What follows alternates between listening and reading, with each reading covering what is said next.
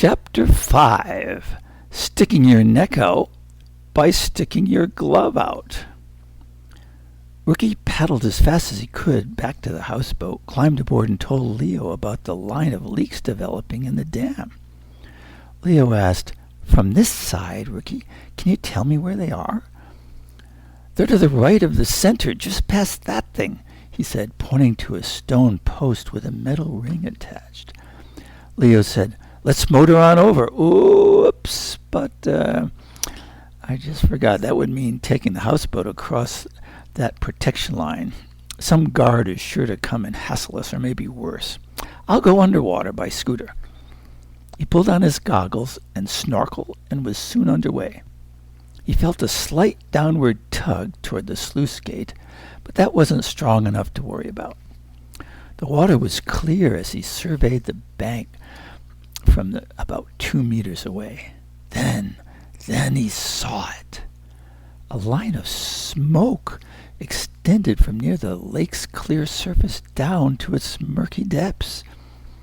He drove the scooter closer, and then he saw it wasn't smoke. It was a cloud of debris particles jetting out from 2 stacks of holes about 50 centimeters apart laterally and a meter apart vertically. He edged the scooter closer to the holes, but then froze, stunned. Something had sped from the depths and just past his ear. That could have knocked my brains out, he thought. Bewildered, he asked himself, is someone shooting an underwater cannon at me?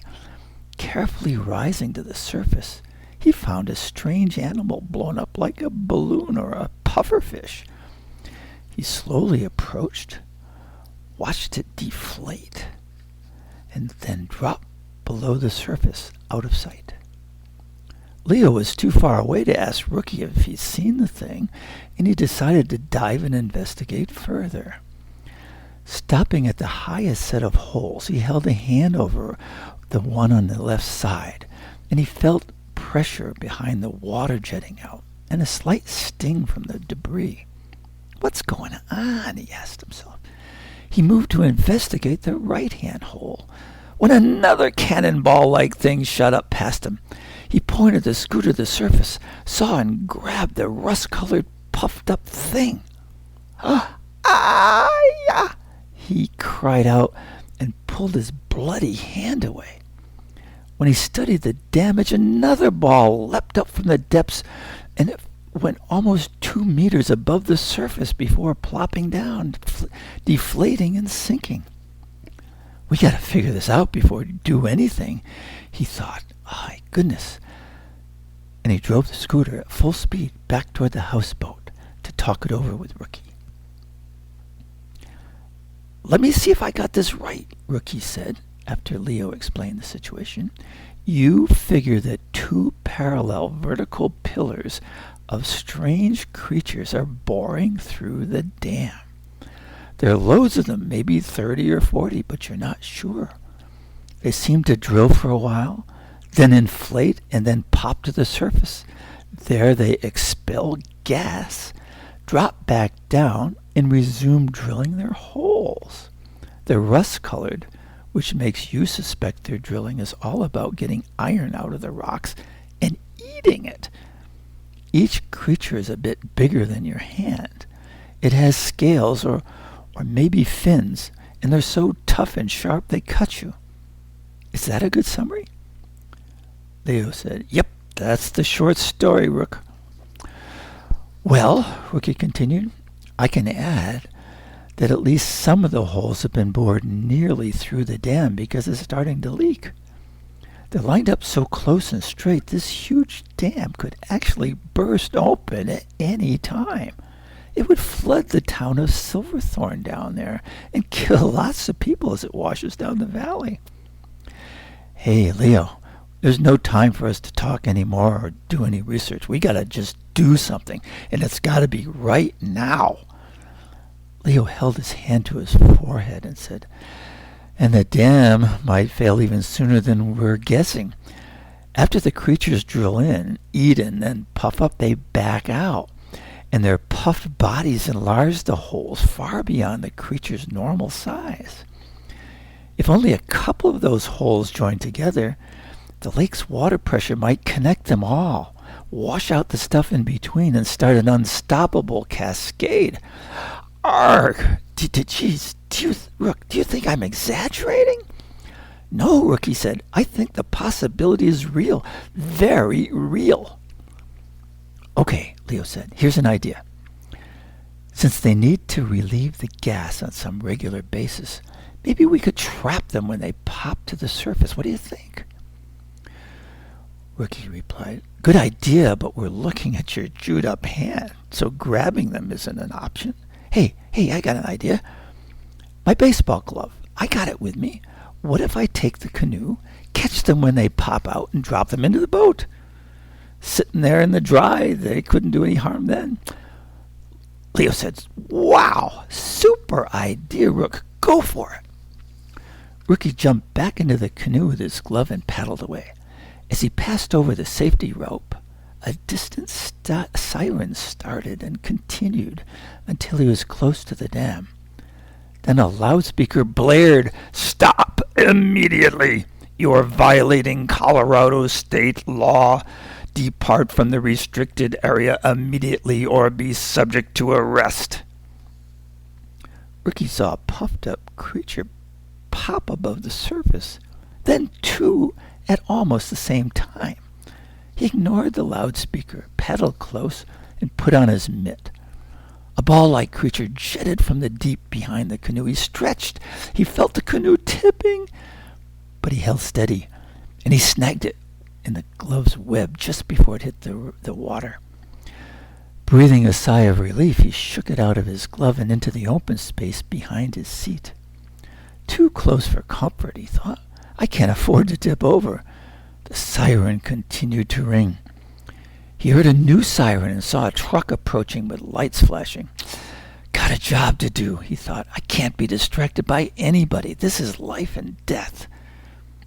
Leo heard the sirens, saw the truck, and he phoned Pops. And then he drove the houseboat toward the dam, right over the restraining cord. After he crossed the security rope, he heard shouts for help and saw Rookie waving desperately. His all-star pupper fisher catcher brother had quickly caught and dumped a dozen behind his canoe seat. But when he reached for a new one, he caught a chilling sight. Two neat straight lines of creatures were spiraling on the canoe's floor. His eyes bulged. He couldn't breathe. At the marina, the manager had told him that they only buy canoes with steel bottoms so their customers could drag them ashore on the lake's islands without doing damage. These creatures are drilling a hole in my canoe, Rookie thought. If I can't stop them, I'll sink. And that'll release the destructive creatures to resume boring through the dam all over again. Leo saw the situation. He knew what to do. He pulled the houseboat up close, tossed Rookie his fishing net, lay on the deck on his belly, and lowered Rocco's big wooden box. Rookie took it and stood it up in the canoe's bow. He reached around back, snagged one or two creatures at a time with his glove and net, and dumped them into the box.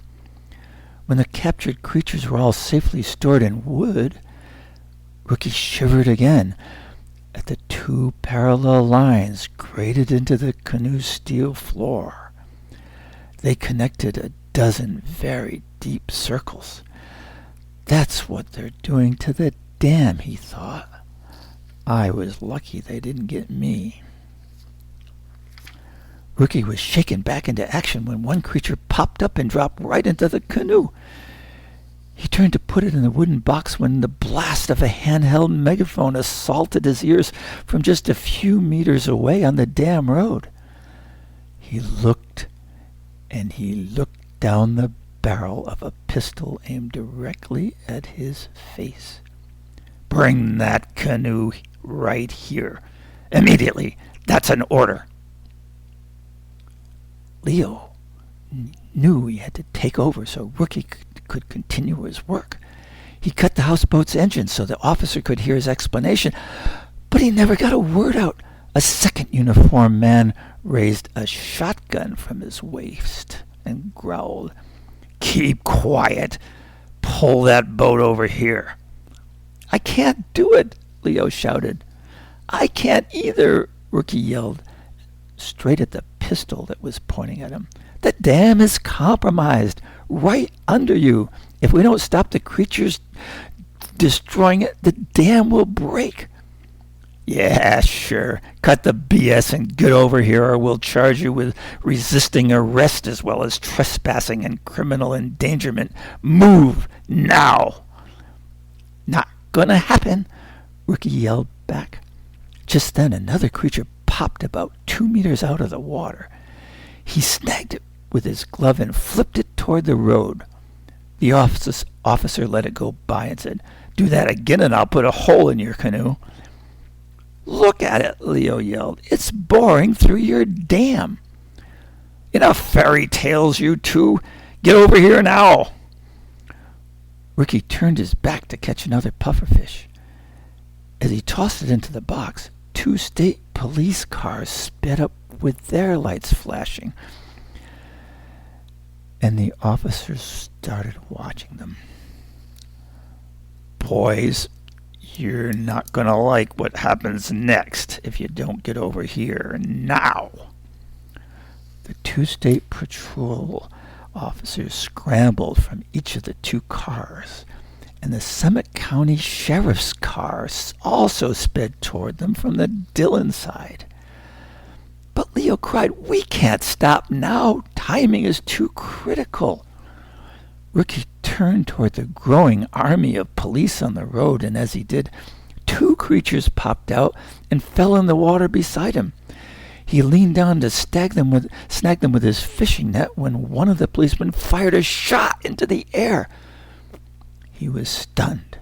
He stopped, stared, and asked himself, "Is it worth my life to save others?" In the distance, the tip of a flag appeared over the water, and soon the Frisco police motor launch was visible.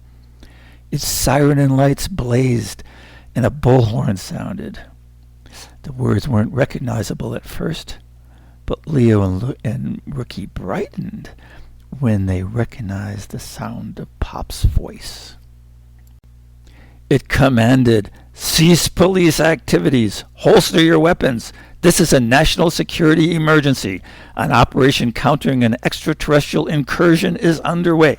The dam is in danger." Pops halted the motor launch 20 meters west of the dam's midpoint and barked into the bullhorn toward Rookie and Leo.